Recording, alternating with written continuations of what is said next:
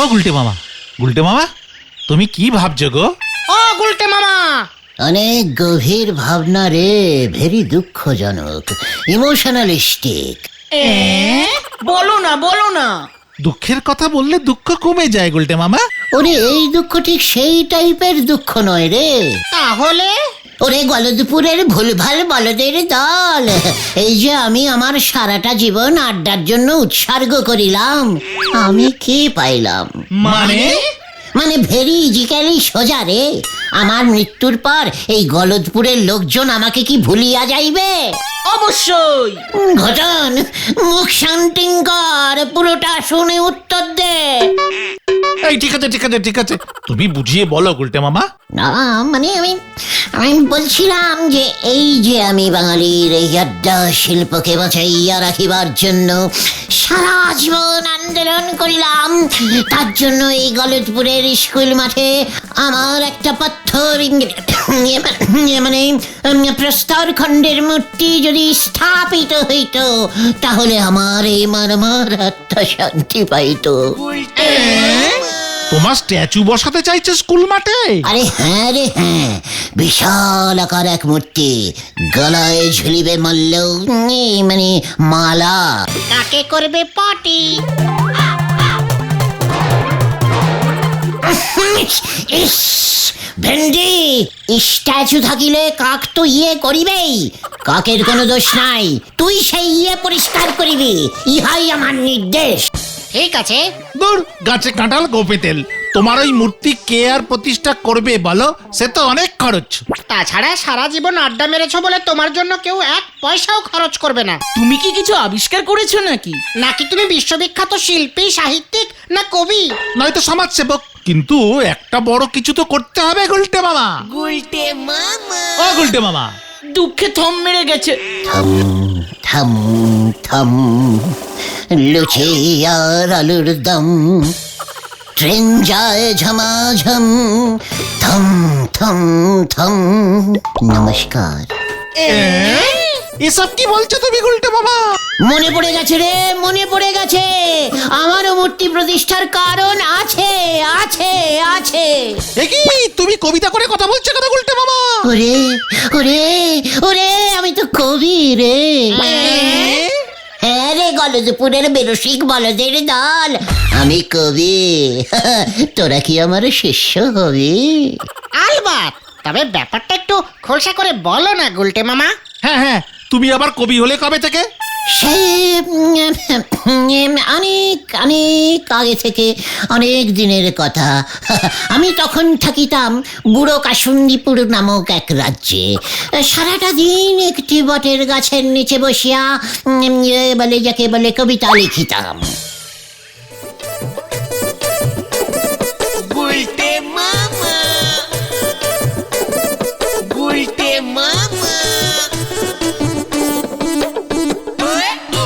ওই যে আকাশ শুধু নীল নীল, তার মধ্যে ভেসে বেড়ায় শুধু কালো কালো চিল, বলদ ভেন্ডি পুকুরে ছুড়িতেছে ঢিল ঢিল।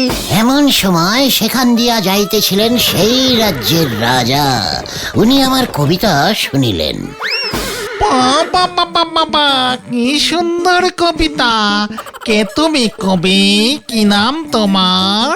আগে আমি হইলাম শ্রীমান শ্রীযুক্ত কবি গুলমিকি। ঠিক আছে, আজ থেকে তুমি হইলে আমার সভা কবি। তারপর আমার স্থান হইল বটগাছতলা টু রাজপ্রাসাদ। সারাদিন আমি কবিতা রচনা করিতাম আর রাজামশাইকে শোনাইতাম। এসেছে শরৎ, হিমের পরশ, লেগেছে হাওয়ার পরে। এই কবি, কবিতাটা কোথাও শুনেছি বলে মনে হচ্ছে না? মানে না, মানে হ্যাঁ স্যার, মানে রাজামশাই, অন্য একটা বলছি। আগে কি সুন্দর কি সুন্দর কি সুন্দর কি সুন্দর সেটা বলবে তো? বলছি মানে আপনার ওই দাড়ি। কি? হ্যাঁ রাজামশাই, আপনার দাড়ি কি সুন্দর রাজামশাইয়ের দাড়ি মানে কি সুন্দর দেখিতে লাগে রসগোল্লার হাড়ি। বাহ বাহ বাহ, চালিয়ে যাও তুমি, চালিয়ে যাও। কি সুন্দর রাজামশাইয়ের ভুঁড়ি। দুহাত তুলে বলো সবাই, মানে বলো হরি বলো হরি হরিবল হরিবল বলো হরি বলো হরি। হরিবল হরিবল।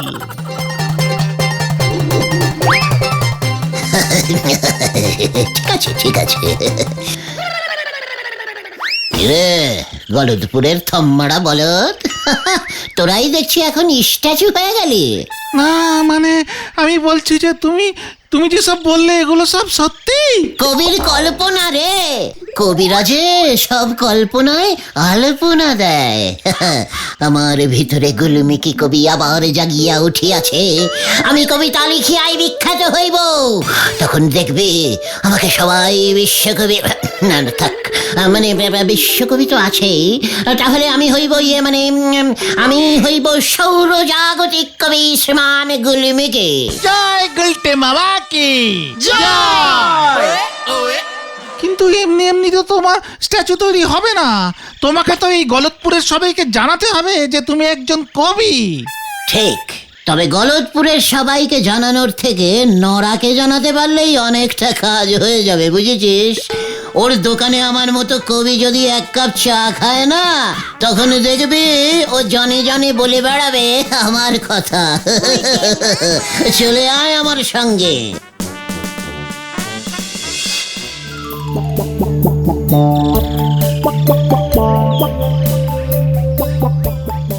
কি গো, আজ যে দেখতেছি গুলটে বাবু কোনো কথাই বলতেছে নে, একেবারে থম মেরে গেছে।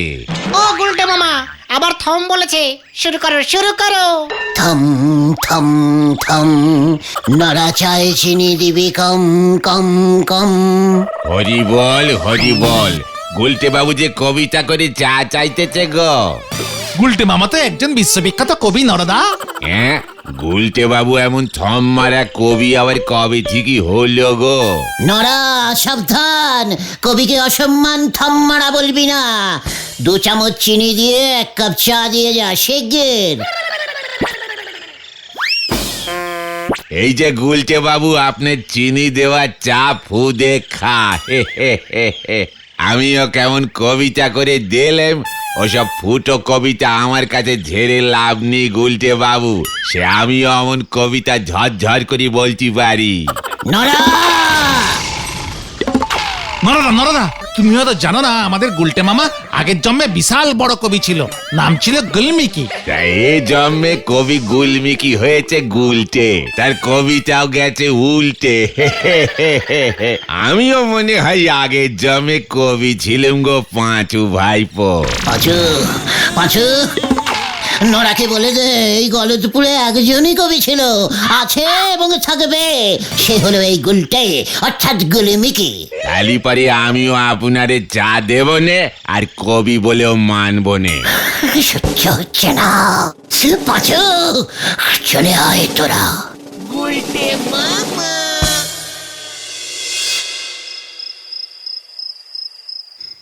না না না না না না না না, যেভাবেই হোক লোকজনকে জানাতেই হবে যে আমি একজন বিশ্ববিখ্যাত কবি। কিন্তু কিভাবে জানবে?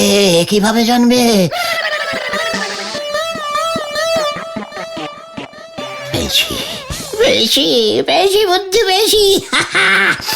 আমার কবিতার একটা বই ছাপিয়ে সেই বইয়ের কবিতা যদি স্কুলের বাচ্চারা মুখস্থ করে, ব্যাস তাহলে আর দেখতে হবে না, বাচ্চাদের মুখে মুখে আমার কবিতা ছড়িয়ে পড়বে। অপূর্ব। নমস্কার, আমি এখন একটা সৌরকবি শ্রী গুলমিকি গুহর কবিতা বলে শোনাবো। কবিতাটার নাম ব্যাঙাচি। ছি আমি ব্যাঙাচি ধরেছি, ব্যাঙাচিটার নাম লিখেছি গরম পেঁয়াজি। এই যে বলতো পলটা, এখানে কবি ব্যাঙাসিটার নাম গরম পেঁয়াজি কেন রেখেছেন? আসলে কবি পেঁয়াজি খেতে ভালোবাসেন তো, তাই কবিতাটি লিখতে লিখতে পেঁয়াজির কথা মনে এসে গেছিল। ওরে উজবুক না রে, এখানে কবি গরম পেঁয়াজি বলতে সমগ্র বিশ্ব ব্রহ্মাণ্ডকে বোঝাইয়াছেন। বিশ্ব ব্রহ্মাণ্ড কেমন পেঁয়াজির মতো গরম হইয়া গিয়াছে। ব্যাঙাসি হইল এই ব্রহ্মাণ্ডের প্রাণীরা, অর্থাৎ আমরা। এর অর্থ বড়ই গভীর। আহা, কি লিখিয়াছেন কবি গুলমিকি। ইয়েস, আমাকে আজকেই হেড স্যারের কাছে যেতে হবে, তবে এমনি নয়, একেবারে কবির বেশে।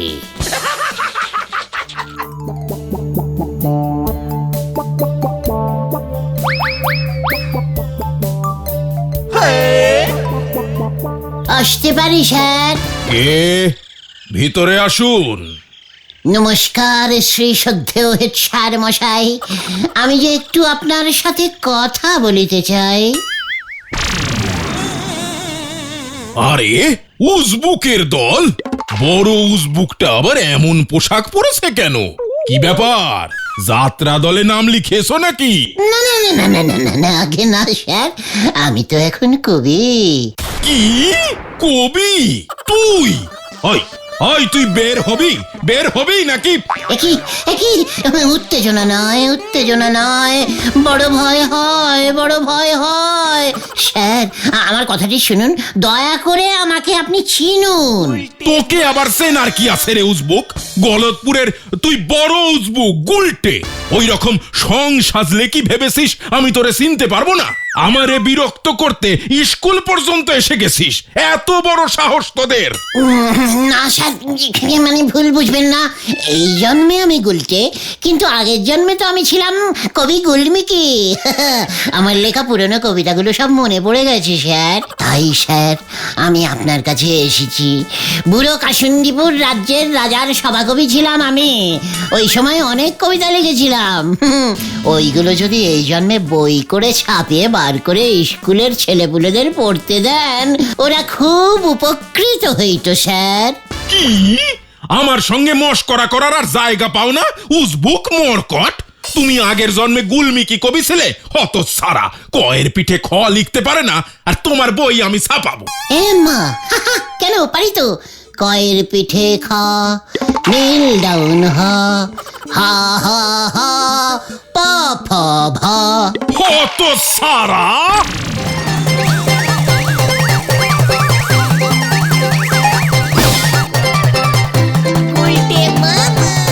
দূর হয়ে যা আমার চোখের সামনে থেকে, নয়তো আমি পুলিশ ডাকবো। কি আবার পুলিশ কেন? রাগ করবেন না স্যার, আমি যাচ্ছি স্যার, আমার ফলসদারিটা দিয়ে দিন স্যার, হারালে পুরো দাম দিয়ে দিতে হবে। এই নে হত সারা। একই কাণ্ড, সব হলো লন্ড ভন্ড, মাথায় উঠেছে দাড়ি, চল রে তাড়াতাড়ি। স্যার কেমন দিল? দাঁড়া!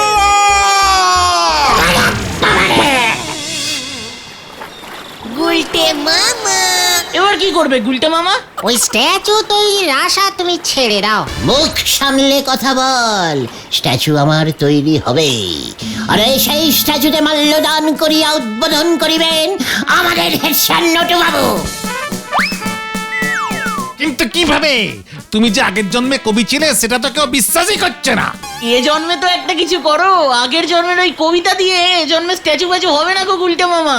ওরে গলদপুরের ব্যর্থ বলদের দল, আমি এমন একটা বড় কিছু করিব, তখন দেখিবে শুধু এই গলদপুর নয়, প্রত্যেক পাড়াতেই আমার একটি করিয়া মূর্তি স্থাপন হইবে।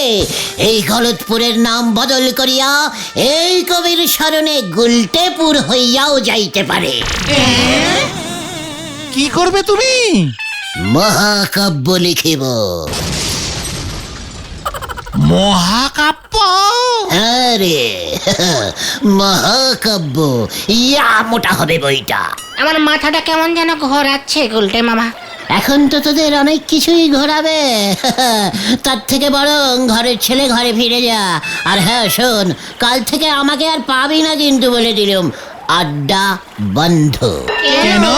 কোথায় যাবে তুমি? সময় হলেই সব জানতে পারবি। আজ তো একটা মহাকাব্য লেখা তো সহজ কাজ নয় রে, ওসব তোরা বুঝবি না। যা বাবা,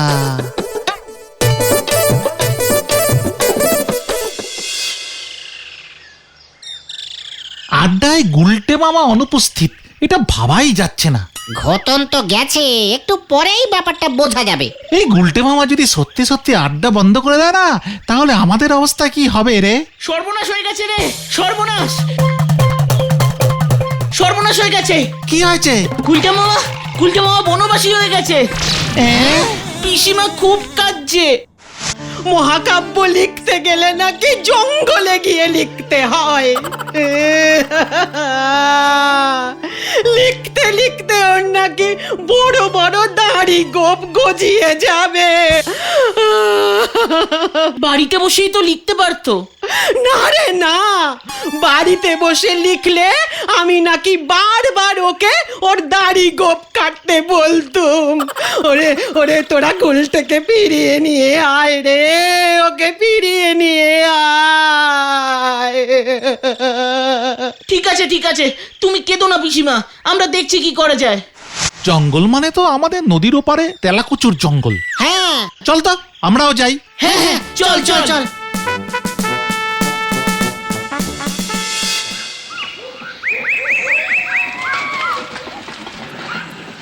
গুলটে মামা কোথায় গেল বলতো?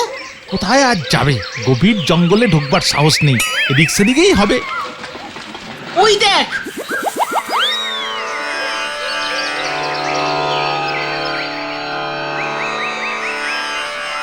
আরে গুলটে মামা গো, ও গুলটে মামা, গুলটে মামা গো, ও গুলটে মামা। গুলমিকে মামা বল, আজ থেকে আমি হলুম ঋষি গুলমিকে। পিসিমা খুব কাঁদছে, বাড়ি চলো। আরে বাড়িতে বসে মহাকাব্য রচনা করবে তুমি? কভি নহি, একদম নয়। ইতিহাস বইতে লেখা রহিবে, এই টালাকুচোর তপবনে ঋষি গুলিমিকি মহাকাব্য লিখিয়াছেন। তোরা পারলে আমার দাড়ি গোঁপওয়ালা একখানা ছবি তুলে রাখিস, ইতিহাস বইতে ছাপাতে হইবে তো। কিন্তু তুমি এই জঙ্গলে কতদিন থাকিবে? মানে থাকবে 50, 60, 80, তার থেকেও বেশি বছর লাগিতে পারে। কি নিয়ে তুমি মহাকাব্য লিখবে? গল্পটা কিসের হবে? ভূতের? ঘটন, মহাকাব্যে ভূত আনিয়া ফেলিয়াছ, ফাজিল বালক। ঠিক আছে ঠিক আছে ঠিক আছে, সবই তো বুঝলাম, কিন্তু এত বছর ধরে লিখবে তুমি, এর জন্য তো প্রচুর পৃষ্ঠা চাই, কাগজ চাই, কালি চাই, কলম চাই, এসব চাই গুলটে বাবা। তোরা সাপ্লাই দেবে? রোজ এসে আমাকে এক দিস্তে কাগজ আর এক দোয়াত কালি দিয়ে যাবে, ইহাই আমার নির্দেশ। মহাকাব্যের শেষ পাতায় এর জন্য তোদের নাম আমি পদবিশুদ্ধ লিখিয়া যাইব, আমার সঙ্গে সঙ্গে তোরাও অমর হইয়া যাইবে। কিন্তু এত কালি আর পৃষ্ঠার যোগান দিতে দিতে তার আগেই তো আমরা মরে যাব গুলটে, মানে গুলমিকি বাবা। মরিয়া গেলে বইতে তোদের নাম উঠিবে না? সে না হয় বুঝলাম, কিন্তু তুমি খাবে কি? মুনি রাজা খায় ফল মূল লতা পাতা, মানে শাক পাতা, পুরো নিরামিষ। রাতেও বাড়ি ফিরবে না? কে রে? মুনিদের লাইফ সম্পর্কে ঘটনাটা দেখছি কোনো কিচ্ছু জানা নেই। তোরা এখন এখান থেকে দূর হয়ে যা, আমার চোখের সামনে থেকে দূর হয়ে যা। এবার আমি ধ্যানে বসলুম। গুলটে মামা, ও গুলটে মামা। গুলমিকি বাবা, ও গুলমিকি বাবা। এখানে থেকে বোধহয় লাভ হবে না, চল দেখি কি করা যায়।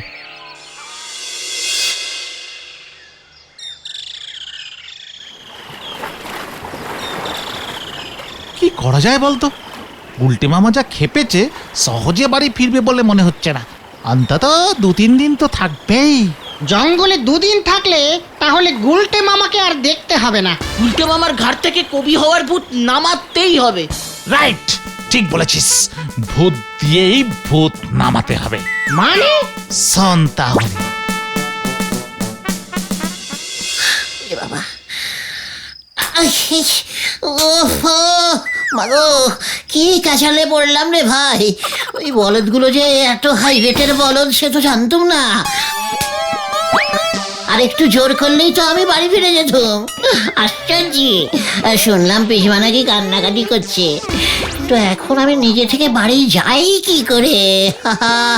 কি যে করি, না না না না না না, কভি নেই, আমি নিজে কিছুতেই বাড়ি ফিরিব না।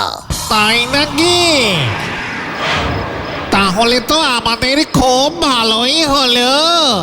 এই কে কে ওখানে কে? গুলমিকে, কেমন আছিস তুই?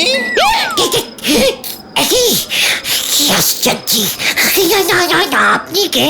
আমি তো আগের জন্মে ছিলাম বুড়ো কাসুন্দিপুরের রাজ্যের রাজা, আর এই জন্মে আমি ভূত। তুই ছিলি আমার সভাকবি, মনে পড়েছে গুলমিকি?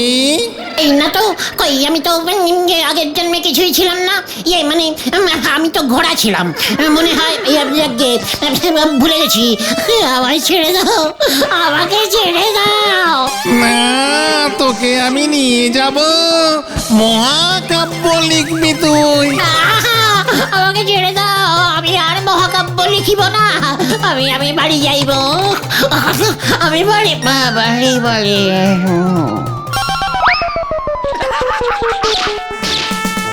নে, প্ল্যান মনে হয় কাজে দিয়েছে।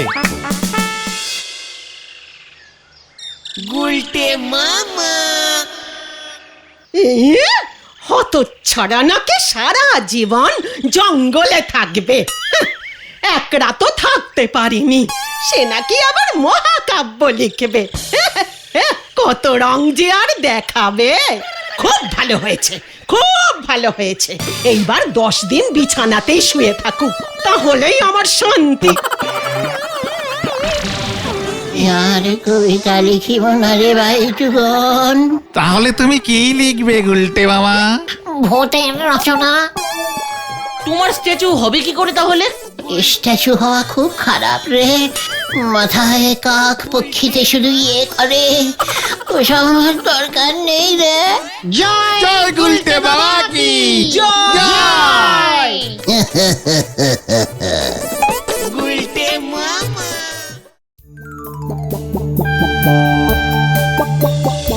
গুলটে মামা, আগে তুমি নরাদার দোকানে শুধু এক বেলাই চা খেতে, এখন কিন্তু সকাল বিকাল 2 বেলা হয়ে যাচ্ছে।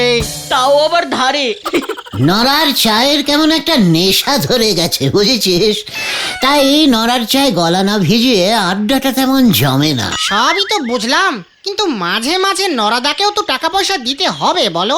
ওরে গলদপুরের দরদি বলদগণ, নরাকে আমি 1 টাইম চেকে সব পেমেন্ট করে দেবো।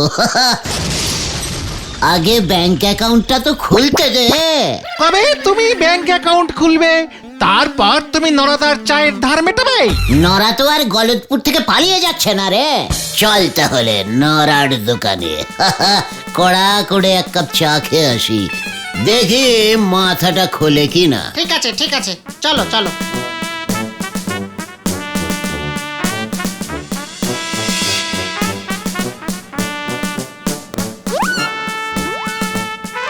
নরা, কড়া করে ডাবল চামচ চিনি দিয়ে 1 কাপ চা বানা দিকে, আর ওদের লেবু চা। নরা, চা দে বলে দিলাম। নরা। ও নরাদা, তুমি এমন করছো কেন? কথা তো বলো। সেই একই কথা অনেকবার বলেছি, এবার তাই অন্য পথ নিতে হচ্ছে। নিকি তো জানালাম ধারে চা আমি দেব নে। নরা, তুই না আমার ছোট্ট ভাইয়ের মতো, আমরা না এক পাড়ায় থাকি। লজ্জা করে নে, দাদা হয়ে ভাইয়ের কাছ থেকে ধারে চা চাইছো? ওসব কথায় চিড়ে ভিজবে নে, আর আমি ধারি 1 কাপ চাও দেব নে, ব্যাস। ঠিক আছে ঠিক আছে, কাজটা ভালো করলি না কিন্তু নরা। তোমার ওই ফুটো ধমক চমকি আমি ঘন্টা ভয় পাই। পাঁচু, পাঁচু ওকে থামা, রাগে আমার সারা শরীর কাঁপছে কিন্তু। ঠিক আছে ঠিক আছে, তুমি শান্ত হও গুলটে মামা, শান্ত হও।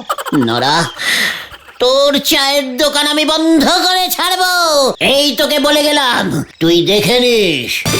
ঠিক আছে, আমিও দেখবো আপনি কত বড় ফুটো মস্তান। নড়া!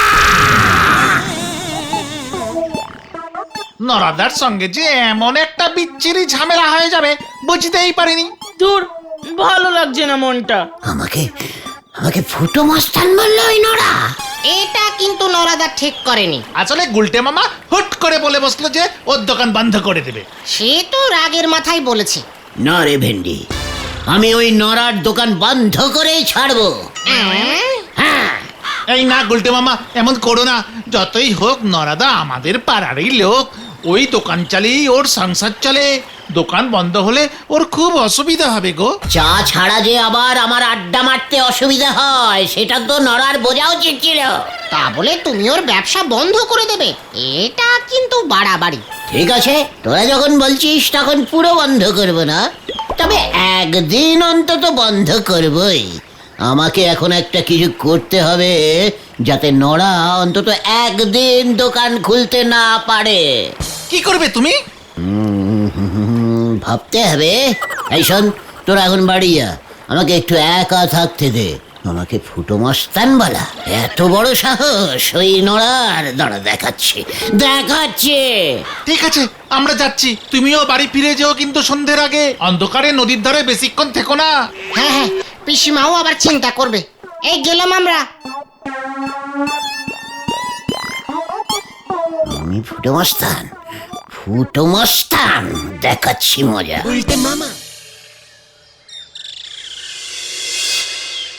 রামশরণ চাচা, গুলটে আয়া, বাইরে নিকলে আসুন। রামশরণ চাচা। আরে গুলটে বাবু যে, তা হঠাৎ কি মনে করে বসেন? এই মানে অনেক কিছুই মনে করেই আয়া হ্যাঁ, বহুত জরুরি দরকার। ইয়ে মানে হচ্ছে, का बात बोलिए ना। আপনার কটা গরু হ্যাঁ? वही एक ही है।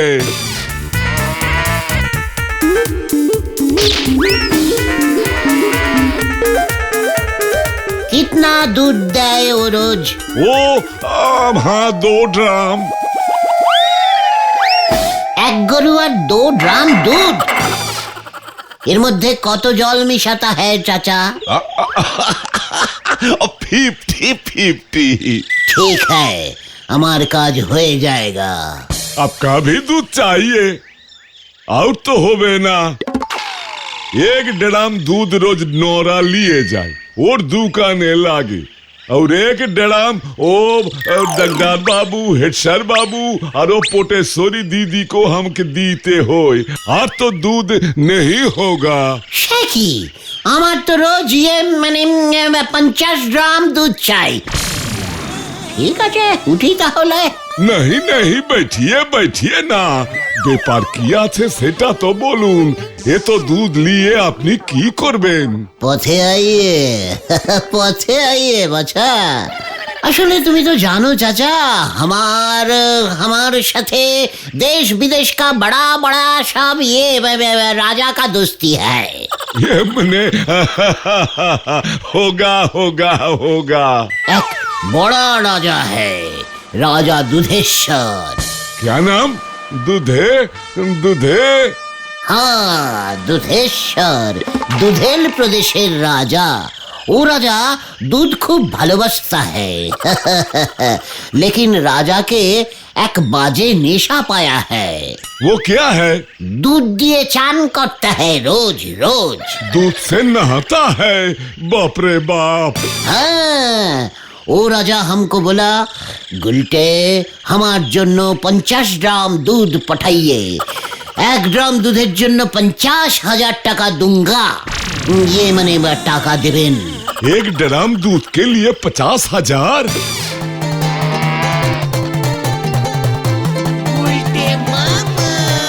गुलटे बाबू, आप 2 ड्राम ही ले जाइए। কিন্তু আমার তো 50 গ্রাম চাইয়ে। 2 ड्राम से शुरू कीजिए ना गुलटे बाबू। 50,000 1 ड्राम, 2 ड्राम का मतलब 1 लाख। हाँ। ঠিক হ্যায় ঠিক হ্যায় ইয়ে মানে ঠিক আছে, দুধেশ্বরকে আগে 2 ড্রামই পাঠাই স্যাম্পেল হিসেবে। ও চান করে আরাম পেলে বাকি অর্ডার ফাইনাল করবে। তারপর না হয় ভাবা যাবে। আপনি আমার পাড়া কা চাচা, আপনার জন্য এইটুকুই তো করতেই হোগা, মানে করতেই হবে। হ্যাঁ হ্যাঁ হ্যাঁ ঠিক আছে ঠিক আছে, কাল সকালে এসে আমি ওই 2 ড্রাম লে যাएंगे। তার মানে নড়া কাল কিন্তু দুধ পাচ্ছে না, ফাইনাল, এটা যেন মনে থাকে। হ্যাঁ হ্যাঁ ফাইনাল। যাচ্ছি চাচা, কাউকে কিন্তু এইসব আবার নেহি বলনা, মনে থাকেঙ্গা তো? হ্যাঁ হ্যাঁ হ্যাঁ তুমি যে শেষ পর্যন্ত এমন বাম্পার প্ল্যান বের করবে সেটা আমরা একদম বুঝতে পারিনি গো গুলটে মামা। তোদের মতো এমন আনডিপ বলদের দল আমার মতো এত ডিপ প্ল্যান বুঝবে কি করে বল? নরাদা তাহলে দুধের অভাবে আজ আর চায়ের দোকান খুলবে না বলছো? কালি লিকার চা আর কজন খায় সেটা নড়াও ভালো করে জানে। তার থেকে বরং চলো না, আমরা নোরাদা এখন কি করছে সেটা বরং দেখে আসি। এইটা কিন্তু মন্দ বলিসনি, ঠিক আছে চল।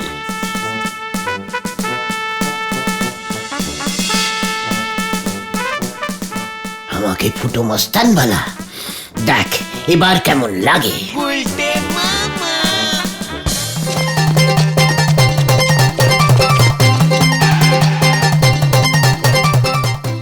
এই তো তোমরা, তোমাদের কাছেই যাচ্ছিলাম।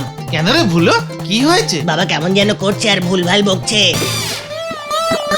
আর শুধু বলছে গুলটে বাবুকে ডাক, গুলটে বাবুকে ডাক। নড়া এতটা ভয় খেয়েছে? বেচারা দুধের অভাবে দোকান খুলতে না পেরে বোধহয় মাথাটাই বিগড়েছে। রামশরণ চাচা হয়তো বলেছে আর কোনোদিনই দুধ দেবে না, এবার থেকে দুধেশ্বর রাজার কাছে এই দুধ সাপ্লাই করবে, ব্যাস। তারপরে এই নড়ার মাথা গরম হয়ে গেছে।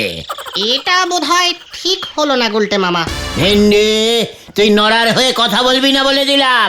ও যে আমাকে ফুটো মস্তান বললো সেই বেলা। তাড়াতাড়ি চলো না কাকু, তাড়াতাড়ি চলো না। হ্যাঁ হ্যাঁ চলো গুলটে মামা, এখন এসব কথা থাক। হ্যাঁ চল।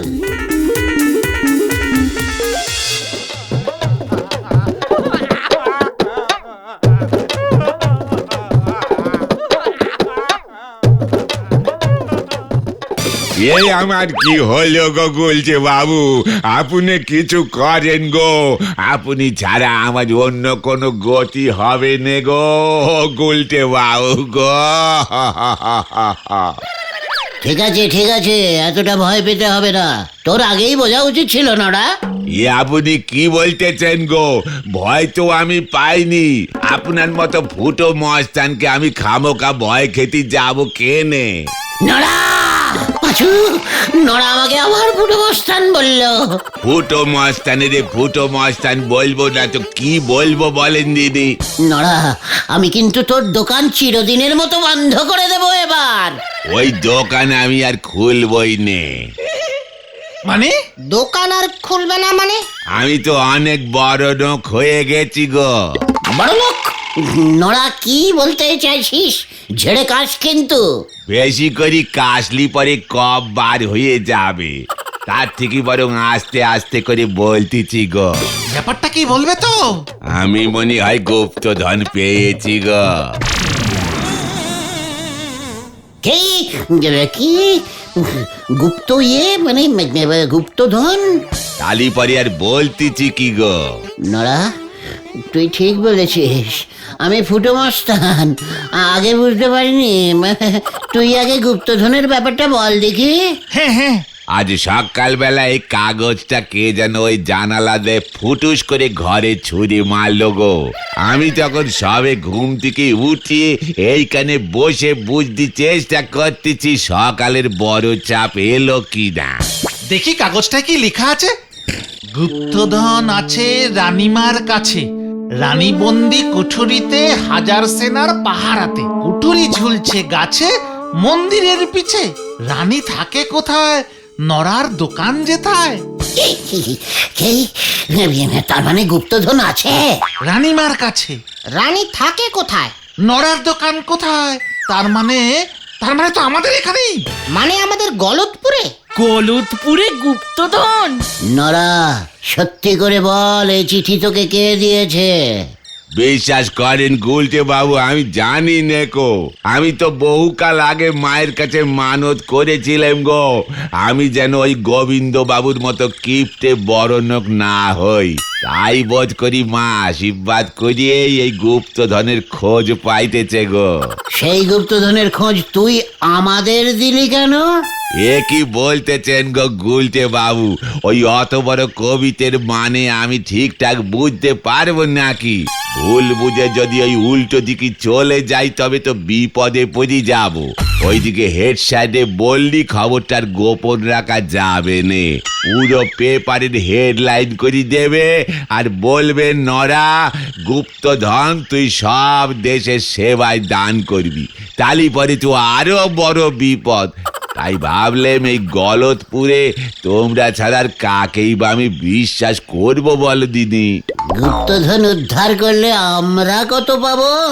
সে আমি কত কি পাই তার উপর নির্ভর করতেছে। আমার যেন দুধের অভাব না হয়, 5-10 গরু কিনতে পারি, এটুকু টাকা থাকলেই আমার চলি যাবে।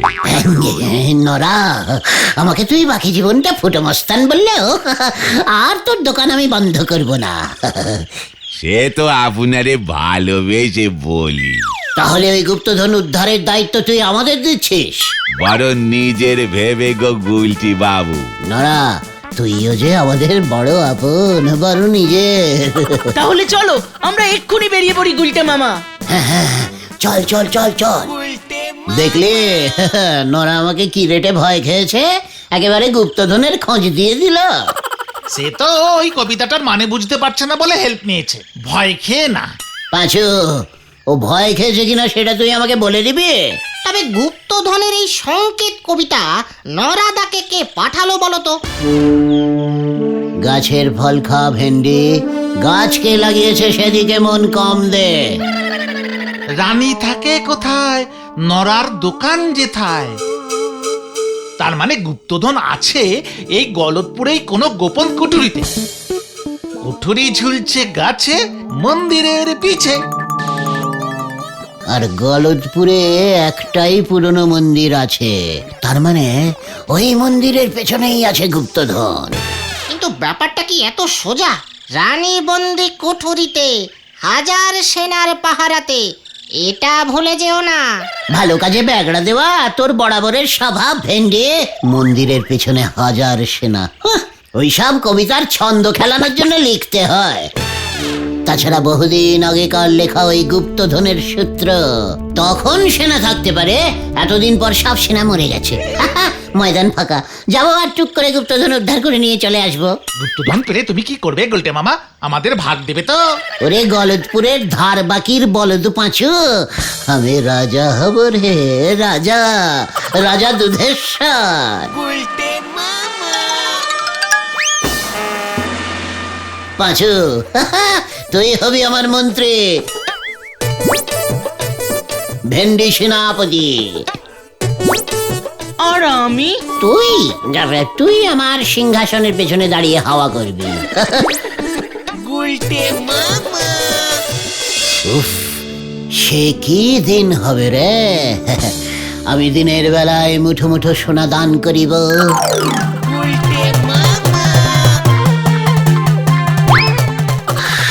আর দুপুরে দুধ দিয়ে স্নান করিব, রাতে একসঙ্গে বসে নরার চা খাবো, আর রাজপ্রাসাদের ছাদে আড্ডা দিব। নরা, একটা গোলাপ জল মারা খাঁটি লিকার চা দিয়ে যাও ভাই। জো হুজুর জাহাপনা। মন্ত্রী বলুন জাহাপনা। রানীমা কোথায়? রানীমাকে দেখলাম রান্নাঘরে মাংস টেস্ট করছে জাহাপনা। কবিরাজকে খবর দাও, রানীমা তো খেলে ভাড়ার শেষ হয়ে যাবে যে। জো হুজুর জাহাপনা। সেনাপতি, অস্ত্র শস্ত্র সব ঠিক আছে তো নাকি নাকি বেঁচে দিয়েছ? না হুজুর, সব আছে। সৈন্যদের বলেছি অস্ত্রগুলোতে ধার দিতে। এই নিন গোলাপ চা জাহাপনা। বাহ বাহ নড়া, বাহ বাহ বাহ বাহ বাহ বাহ বাহ বাহ। ও গুলটে মামা, গুলটে মামা, ও গুলটে মামা, গুলটে মামা। এই কি হলো তোমার? হ্যাঁ, হ্যাঁ কিছু না, আসলে এতগুলো গুপ্তধন তো এই একটু চিন্তায় পড়ে গেছিলাম আর কি। আগে তো পাও, তারপর না হয় চিন্তা করো। ঘটনা, এই জন্য তোকে আমি পেছনে দাঁড় করিয়ে হাওয়া করাবো, বুঝেছিস? আমরা গুপ্তধন খুঁজতে যাব না এখানেই দাঁড়িয়ে থাকবো? এই না না না, এক্ষুনি চল, এক্ষুনি চল।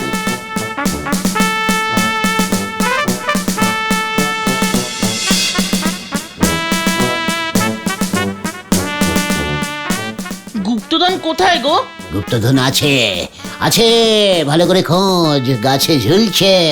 গাছে গুপ্তধন ঝুলছে?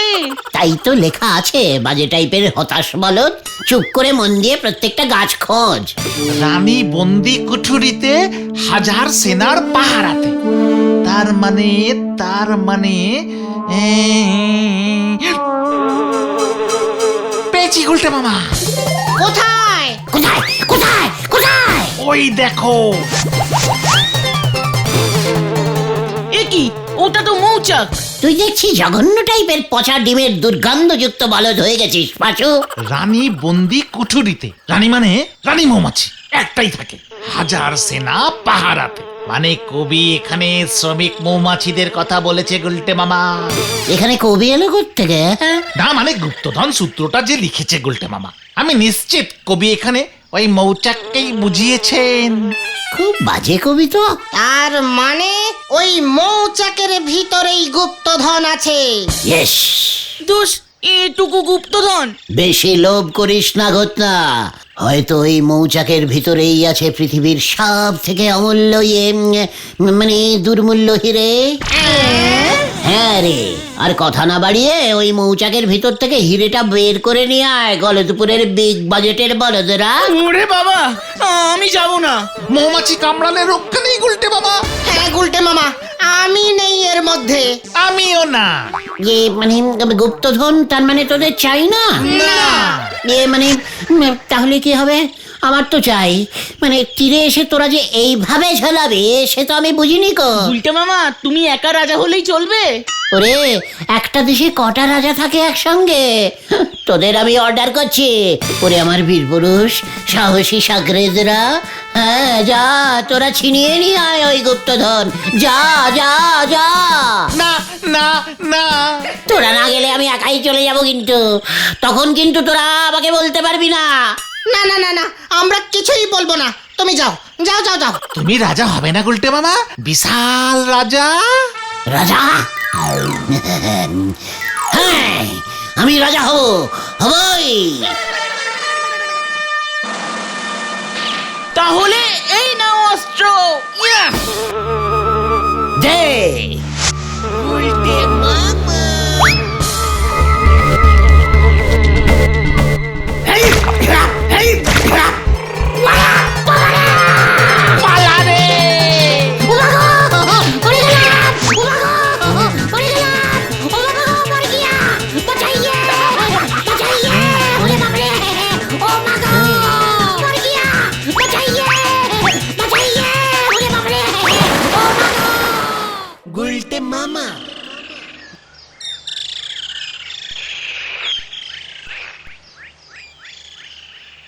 ও হেড স্যার বাবু, আপনি যা ওই গুপ্তধনের কবিতে লিখে দিয়েছেন নে, শুনতেছি ওই গুলটে নাকি মৌমাছির কামড় খেয়েই একেবারে কুপোকার। গুলটে মামা।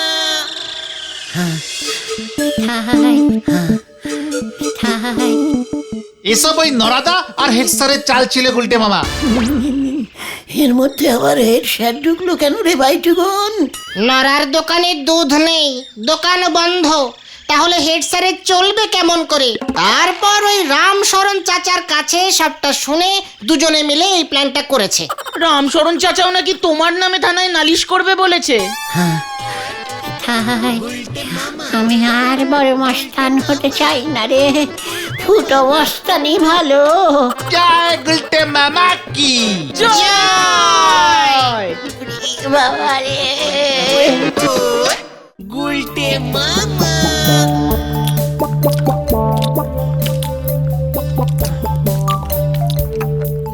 এক বাটি লাউ ঘন্টে 1 পিস ভেরি কুচো চিংড়ি।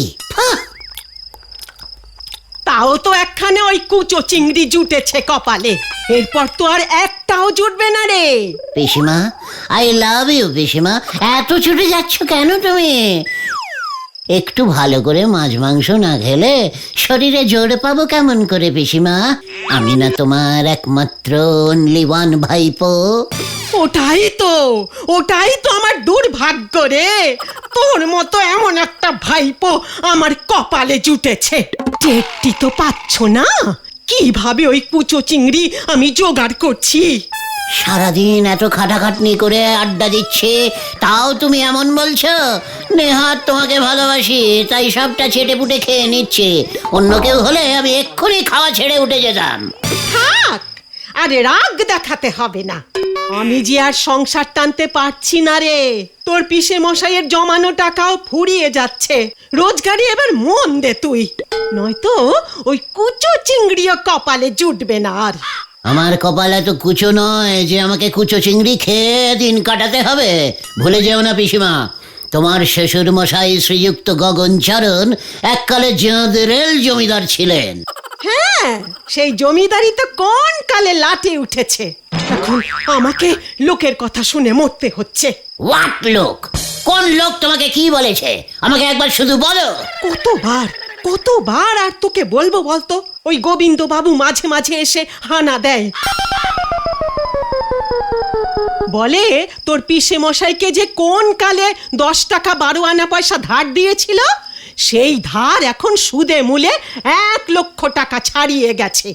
টাকা শোধ না দিলে এই ভিটে মাটি ছেড়ে উৎখাত করবে। পেয়েছি। আরে কি পেলি আবার? আরেক পিস জাম্বো স্মল সাইজের কুচো চিংড়ি। ওরে হতচ্ছাড়া, লজ্জা তো তোর নেই জানি, কোনো ভয় ডরও কি নেই তোর? হোয়াট? একটা এত মিনি সাইজের কুচো চিংড়িকে ভয় পাবো কেন? মোরকট, চিংড়িকে না, নরকবাসের ভয়। যে চিংড়ি খেলে নরকবাস হয় বুঝি পিসিমা? ভগবান, এ তুমি কার পাল্লায় এনে ফেলেছো আমায়? ওরে উড়নচণ্ডী, ধার রেখে মরলে নরকে যেতে হবে রে, নরকে যেতে হবে। আমি তো যাবই, আর এই পাপ থেকে তুইও রেহাই পাবি না। ধার করলো তোমার হাজবেন্ড, মানে আমার পিসামশাই, নরকবাস হবে আমার? কোন আইনে তুমি এ সন্দেহ করছো পিসিমা? আমার শ্বশুর মশাই গগনচরণ জমিদারি লাটে তুলেছিল, সেই পাপ ভোগ করেছে তোর পিসে মশাই ভুবনচরণ। উনি বাধ্য হয়ে ওই গোবিন্দ গুছাইতের কাছ থেকে 10 টাকা 12 আনা ধার করে এ জমি কিনে বসত ভিটে বানিয়েছিল বলে রক্ষে। সেই ধার আমি শোধ করতে পারলুম না রে। সে ধার যে এবার তোর ঘাড়ে এসে পড়েছে। এ তো বংশগত ধার দেখছি। আমি তো ডাইরেক্ট ধার করিনি, তাও আমাকে নরকে যেতে হবে। ভেরি ব্যাড আইন। চণ্ডী উকিলের সঙ্গে দেখছি কথা বলতে হবে। ধুত তোর যত সব। আরে এই আরেকটা মনে হচ্ছে পেয়েছি, দেখি। হ্যাঁ,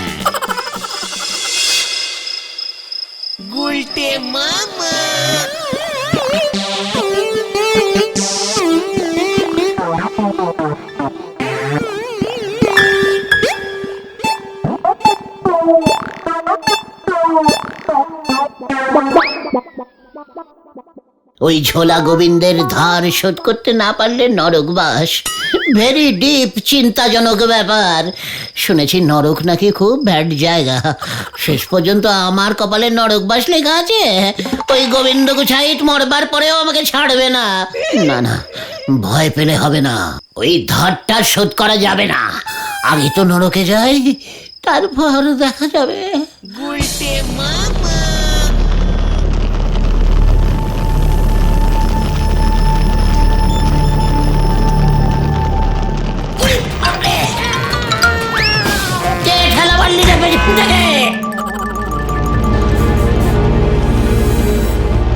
আমি বাবা, তুমি মানে আপনি কে? আমি নরকের মানুষ সুখানদার। পৃথিবী থেকে তোকে আমি তুলে এনেছি পাপিষ্ঠ। মানে আমি তো গুলটে গুহ। ওটা তুই পৃথিবীতে ছিলে, এটা নরক। নরকে তুই হলি 333 কোটি 333 লক্ষ 333,333 নম্বর পাপিষ্ঠ। বাবা, এখানে এত ইষ্টবিষ্টরা থাকে? চুপ কর, চল এবার কোথায়? যমরাজার কাছে। কেন কেন? তোর বিচার হবে। কিসের বিচার? গেলেই দেখতে পাবি। আপনাদের নরকটার এরকম অবস্থা কেন? পরিষ্কার করার লোক নেই? এত দূর থেকে কষ্ট করে যখন এসেই বললাম একটু ভালো সাইট সিন করার না। পৃথিবীতে ভূতের সিনেমায় একবারই সব সিন দেখেছিলাম। চল, তোর মজা আমি দেখাচ্ছি।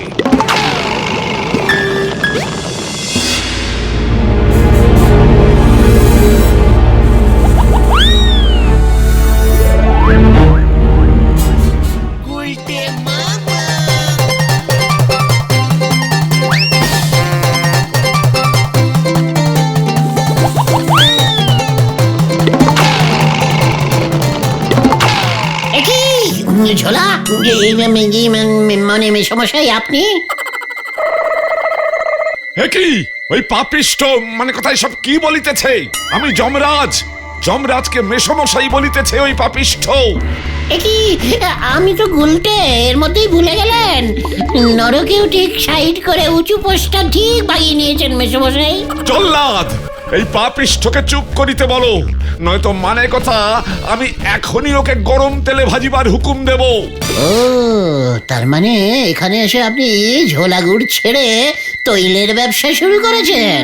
হ্যাঁ, পৃথিবীতে আপনি না গুড়ে ভেজাল মেশাতেন, সব ভুলে গেলেন? চিত্রগুপ্ত, মানে কথা আর সহ্য হইতেছে না, ওর বিচার শুরু করো। হুজুর, ওই পাপিষ্ঠ সারা জীবন আড্ডা মারিয়া খাইয়াছে।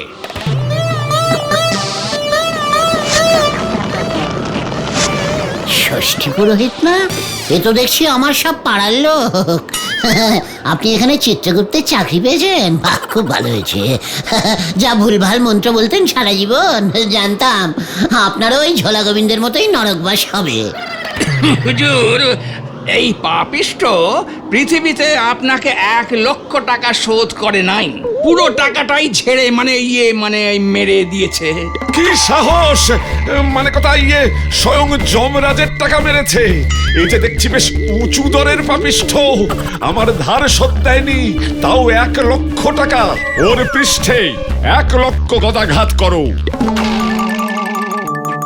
স্যার, মানে যমরাজা পদাঘাত শুনেছি, কিন্তু গদাঘাত কি? খাইলেই বুঝিবি, মানে কথা নিয়ে যাও ইহাকে। মেশমশাই, মেশমশাই, আমরা এক পাড়ায় থাকতাম স্যার। চল বলছি। গুলটে মামা।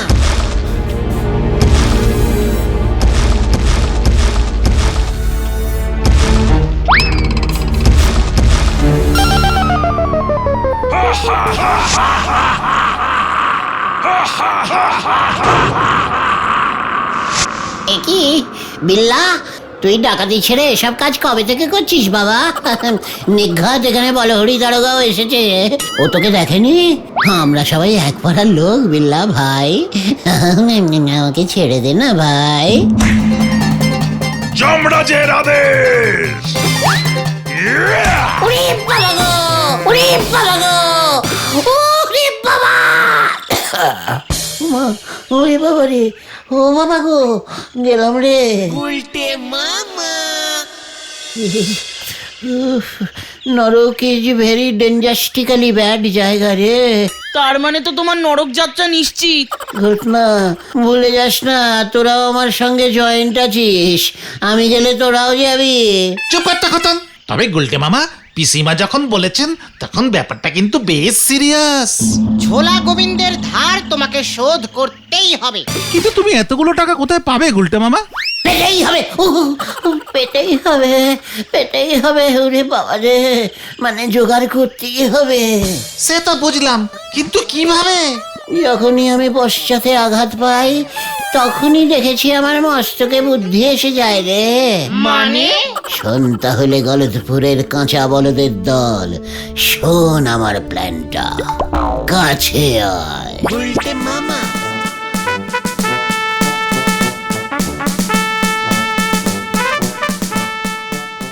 গুরু জয় গুলটে মামা কি জয়। ওরে বাবা, ওই দেখো গুলটে মামা।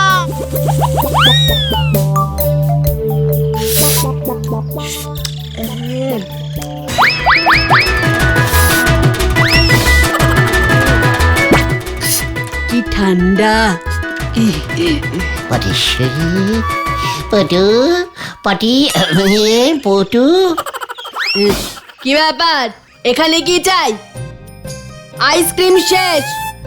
পটু এই নাও। এ বাবা, এই তো জবা। ওই তুই আমায় জবা ফুল দিচ্ছিস কেন রে গুলটে? এই যে আমাদের শেষ দেখা, তাই দিলাম জবা। আমাদের এতদিনের এই রক্তাক্ত সম্পর্ক শেষ হলো, তাই রক্ত জবা নিয়েছি। কেন রে, পটল তুলবি নাকি? না পটু, পটল না, আমি যে অটল থাকিয়াই চলিয়া যাইতেছি। কোথায়? চাঁদে। কি? কোথায় যাচ্ছিস? ছাদে? কার ছাদে? আহ, ছাদে নয়, ছাদে নয়, চাঁদে, চাঁদে। ওই আকাশের মধ্যে যে গোল চাঁদ ওঠে।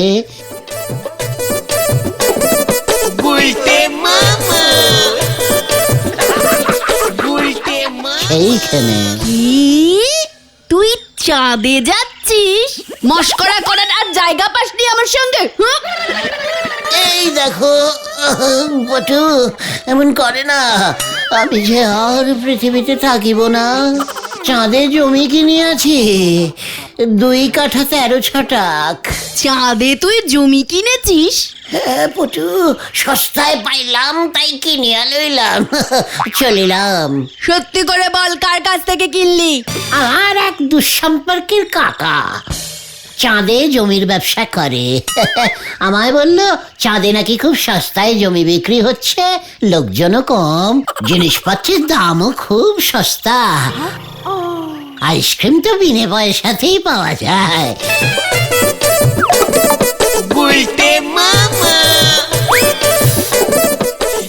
ভাবছি আমি ওখানে একটা সস্তার বিরিয়ানির দোকান খুলবো।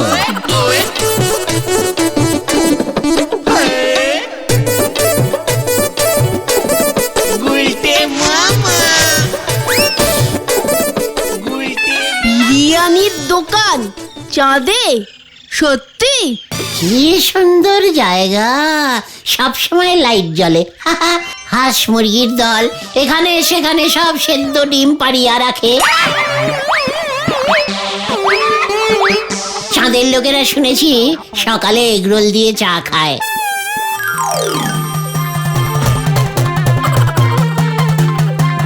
মামা সত্যি? চাঁদে গাছে গাছে শুধু জবা ফুল ফোটে। মামা গুলটে, এই গুলটে, আমি যাব না পটু, তোমাকে যে তাহলে জমি কিনতে হবে। আমিও চাঁদে জমি কিনবো। কত দাম? মাত্র 5,000 টাকা কাঠা। আমি আমি 10 কাঠা জমি কিনবো। মানে 5 10 50,000 টাকা। এতগুলো টাকা কি তোমার ওই কিপ্টে বাবা দেবে? ওই বাবাকে বলবি না, তাহলে আমাকে যেতে দেবে না। আমিও তাই ভাবছিলাম। তাহলে টাকা তুমি কোথায় পাবে পটু? বাবার ট্যাক্স ঝেড়ে আমি অনেক টাকাই জমিয়েছি।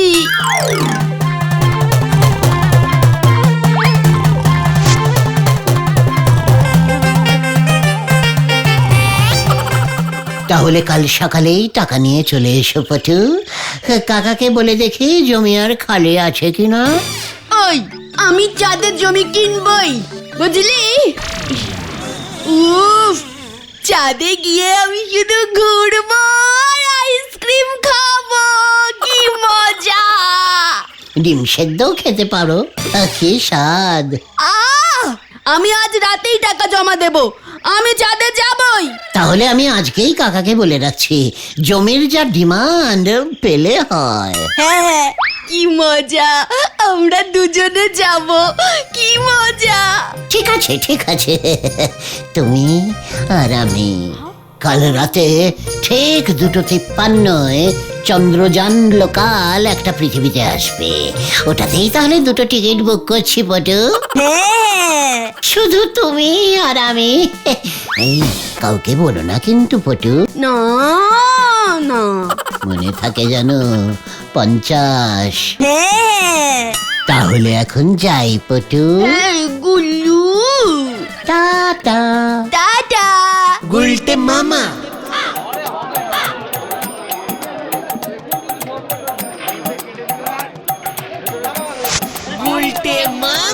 মেসমশাই, মানে কথা, দোকান খুলেই তোর মুখ দেখলাম হতো ছাড়ার দল, এখানে কি মতলবে? আশীর্বাদ করুন মেসমশাই, আমি যেন আপনার সমস্ত ধার শোধ করতে পারি।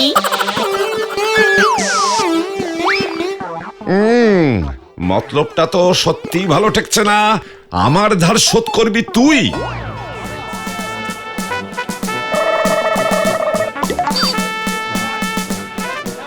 আপাতত 50 দিলাম, বাকি 50 আরো কয়েক কাঠা বিক্রি করতে পারলেই দিয়ে যাব।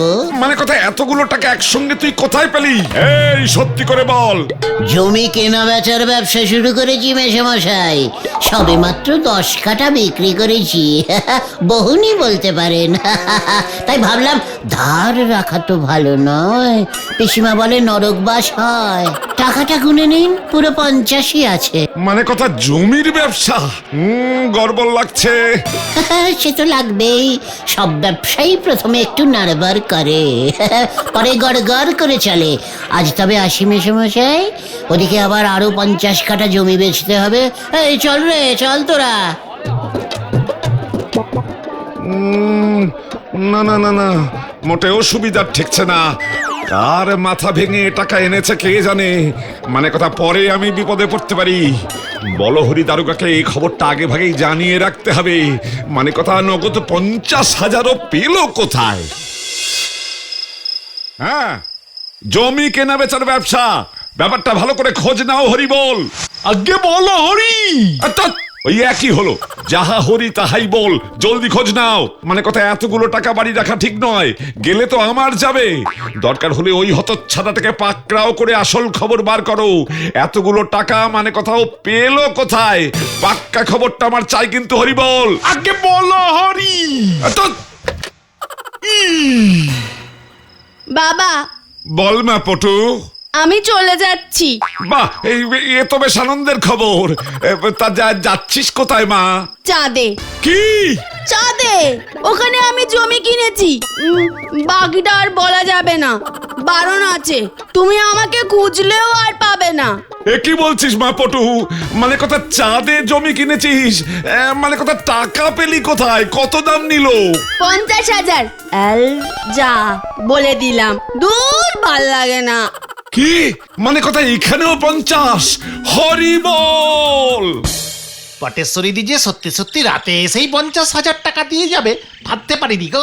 আমিও ভাবিনি রে, পটু বাড়ি এসে টাকা দিয়ে যাবে। ভাগ্যিস পিসমা তখন ঘুমিয়েছিল। ব্যাপারটা একটু বেশি রিস্কিং হয়ে গেল না গুলটে মামা? পটেশ্বরী দি যদি ওর বাবা ঝোলা গোবিন্দকে সব বলে দেয়? আরে না রে, গলদপুরের ব্যাগরা দেওয়া বলদ ভেন্ডে। পটু টাকাটা ওর বাবার কাছ থেকে ঝেড়েছে, কাজে এসব কথা কখনোই ওর বাবাকে বলবে না। তাছাড়া ওকে আমি বলে দিয়েছি, চাঁদে যাওয়ার ব্যাপারটা যেন ও কাউকে না জানায়। খুব চুপি চুপি আমাদের যেতে হবে। চন্দ্রযান লোকালে 2টো সিটি ফাঁকা আছে, সবাই জানলে আর আমাদের যাওয়া হবে না। জয় গুলতে মামা কি জয়। কিন্তু আজ রাতে পটেশ্বরী দি তো চাঁদে পাড়ি দেবার জন্য তোমার কাছে চলে আসবে, তখন কি হবে? বলবো চাঁদে হঠাৎ অমাবস্যা শুরু হয়ে গেছে, চন্দ্রযান লোকাল 20 দিন লেট। কেসটা ততদিনে হালকা হয়ে যাবে।